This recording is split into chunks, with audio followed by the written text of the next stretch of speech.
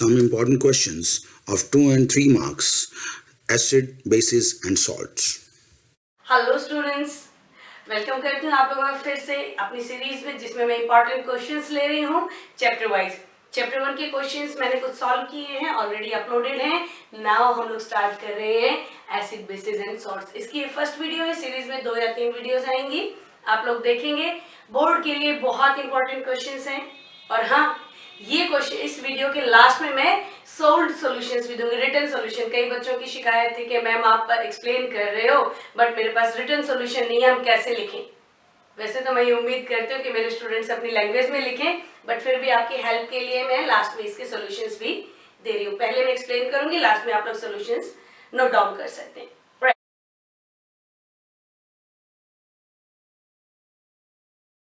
तो सबसे पहला क्वेश्चन आपकी स्क्रीन पे आ रहा होगा, आप चेक कर लीजिए।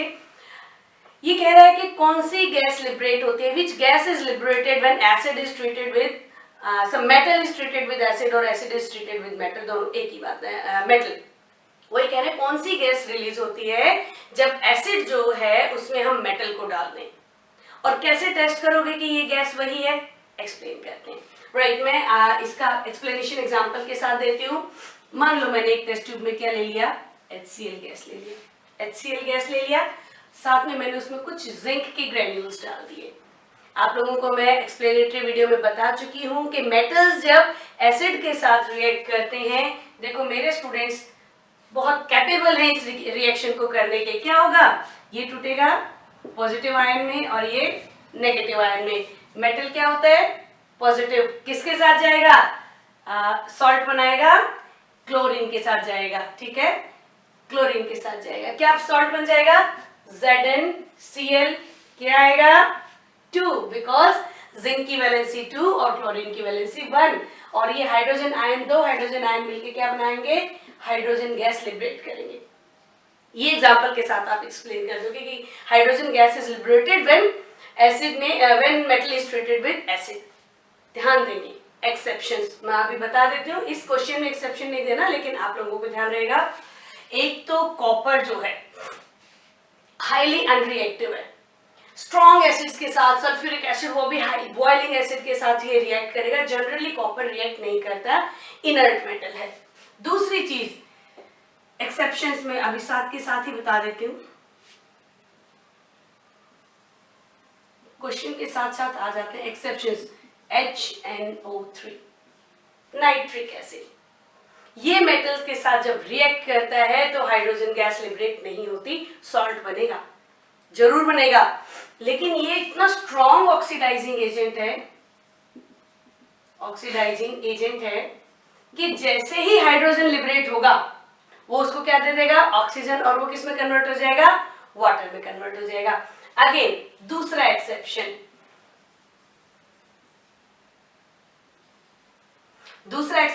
HNO3 सिर्फ मैग्नीशियम और मैंगनीज इन दोनों के साथ रिएक्ट करेगा, तो इसी तरह से रिएक्ट करेगा, हाइड्रोजन लिबरेट करेगा। ये ध्यान देनी है, मैंगनीज एंड मैग्नीशियम इन दोनों मेटल के साथ HNO3 रिएक्ट करेगा, तो सेम इसी तरीके से सॉल्ट क्या बनेगा, HNO3 में क्या है, NO3, आयन कौन सा है, नाइट्रेट। ठीक है, और हाइड्रोजन अलग हो गया। राइट, यहाँ पे अगर वो मैंगनीज और मैग्नीशियम के साथ है तो हाइड्रोजन लिबरेट होगा, नाइट्रेट का सॉल्ट बनेगा, कोई दिक्कत नहीं।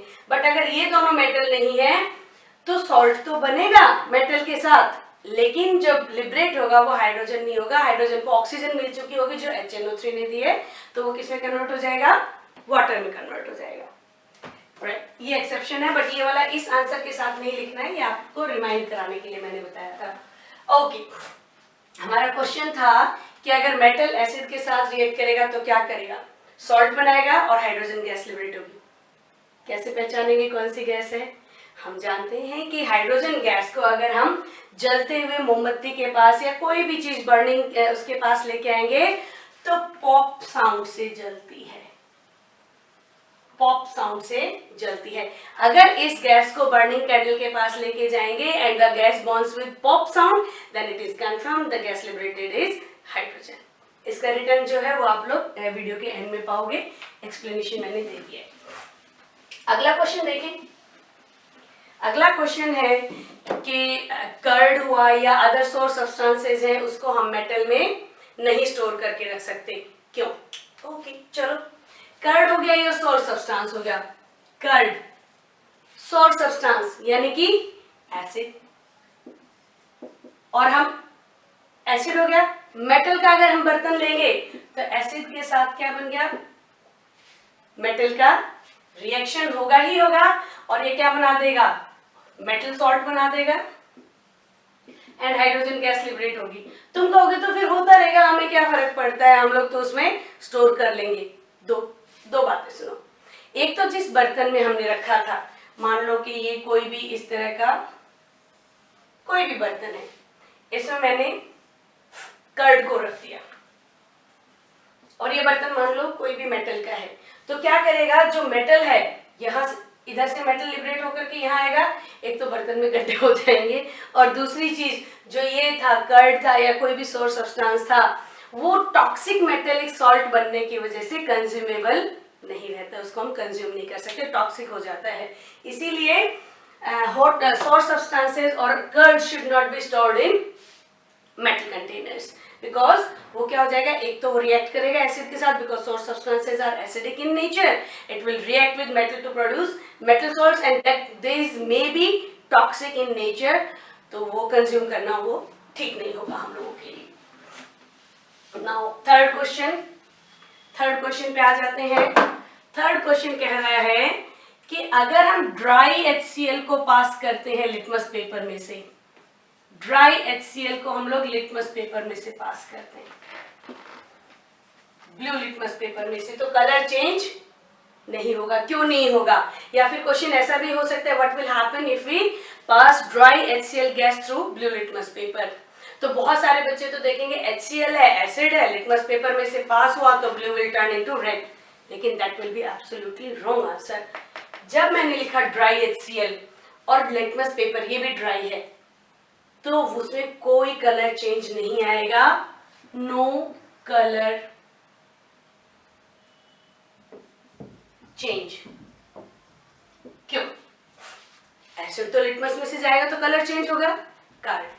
कारण ये है कि ये जो कलर चेंज होता है, एसिड का एसिडिक नेचर होता है due to presence of H ion, और मैं आप लोगों को बहुत बार बता चुकी हूँ, कोई भी आयंस हमेशा लिक्विड स्टेट में पाए जाएंगे। जब वो ड्राई है तो आयंस जो है वो रिलीज नहीं होते हैं, H आयन रिलीज नहीं होंगे, तो फिर एसिडिक बिहेवियर शो नहीं होगा। लिटमस पेपर का कलर चेंज होता है एसिडिक नेचर की वजह से। हाँ, अगर लिटमस पेपर को हम मॉइस्ट कर दें यहाँ पे, तो यही वाला आंसर अलग हो जाएगा। ध्यान देना है, क्वेश्चन क्या है, कई बार एग्जाम क्वेश्चन ट्रिकी हो जाता है, ड्राई HCl गैस और मॉइस्ट लिटमस पेपर बोल दिया, कहीं पे भी मॉइस्चर आ गया तो आयंस प्रोड्यूस होंगे, एसिडिक कैरेक्टर शो होगा। तो अगर मॉइस्ट लिटमस पेपर है ब्लू, तो वो रेड में टर्न हो जाएगा, रेड है तो कोई चेंज होगा ही नहीं, ब्लू ही चेंज होता है। एंड अगर ऐसा भी हो सकता है, ड्राई HCl गैस को लिटमस सॉल्यूशन में से अगर पास करते हैं, मैं सारे वो बता रही हूँ, एग्जांपल क्वेश्चन के अलावा बता रही हूँ, हो क्या सकता है। अगर लिटमस सॉल्यूशन में से पास करेंगे तो सॉल्यूशन क्या है? मॉइस्ट है, लिक्विड है, तब भी कलर चेंज होगा। ध्यान देंगे, दोनों ही चीजें अगर ड्राई है तो नो कलर चेंज, अगर एक भी उसमें से नमी वाली है, वाटर वाली है, कारण because acidic character is shown due to the presence of H ions, और ions are present only in aqueous solution और लिक्विड सॉल्यूशन, मोल्टन स्टेट में या एक्वस में होगा। सो ड्राई HCl और ड्राई लिटमस पेपर जो आपका क्वेश्चन था, तो इसमें हो जाएगा नो कलर चेंज, और एग्जांपल दे सकते हो, because of absence of H ion. क्यों एब्सेंस है? बिकॉज ये ड्राई है और H आयन जो होते हैं वो मॉइस्चर में ही प्रेजेंट होते हैं।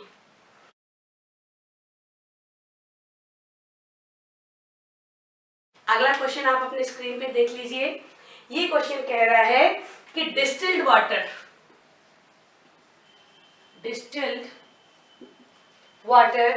do not conduct electricity, do not conduct electricity, whereas rain water does। अब फिर से बात वही, इलेक्ट्रिसिटी कंडक्शन का क्या मतलब हुआ? चार्ज पार्टिकल होंगे, या तो आयंस होंगे या इलेक्ट्रॉन्स होंगे। और इन केस में जब हम कोई भी कंपाउंड लेते हैं तो जब कंपाउंड में इलेक्ट्रिसिटी कंडक्ट होती है उसका मतलब है कि कुछ ना कुछ आयंस हैं। डिस्टिल्ड वाटर किससे बना हुआ है? इसमें कोई भी आयन फ्री नहीं है। पानी में ये जो H आयन था और OH आयन था, ये आयंस प्रेजेंट नहीं है। किस फॉर्म में प्रेजेंट है? H2O के फॉर्म में। स्ट्रॉन्ग बॉन्डिंग होती है इनके बीच में, तो देयर आर नो ट्रेसेस होंगे या करीब करीब पॉसिबिलिटी जीरो होगी आयंस के होने की। तो in the absence of ions distilled water is bad conductor of electricity. Distilled water, मैं टैप वाटर, रेन वाटर की बात नहीं कर रही हूँ, आपके आर वाले वाटर की भी बात नहीं कर रही हूँ, नदी वाले वाटर की भी, पॉन्ड वाले वाटर के भी कारण आप देखते हैं। रेन वाटर की बात कर लेते हैं या कोई भी और टैप वाटर होगा उसमें भी, उसमें क्या होता है?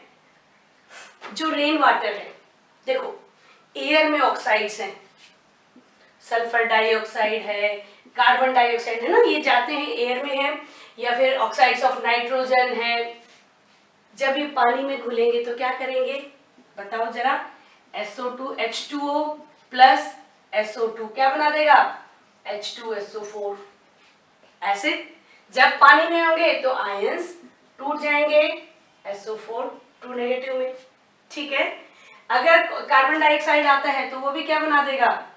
कार्बोनिक एसिड H2CO3, यहाँ पे भी H आयन और कार्बोनेट आयंस फ्री हो जाएंगे। किस में है ये? रेन वाटर में है।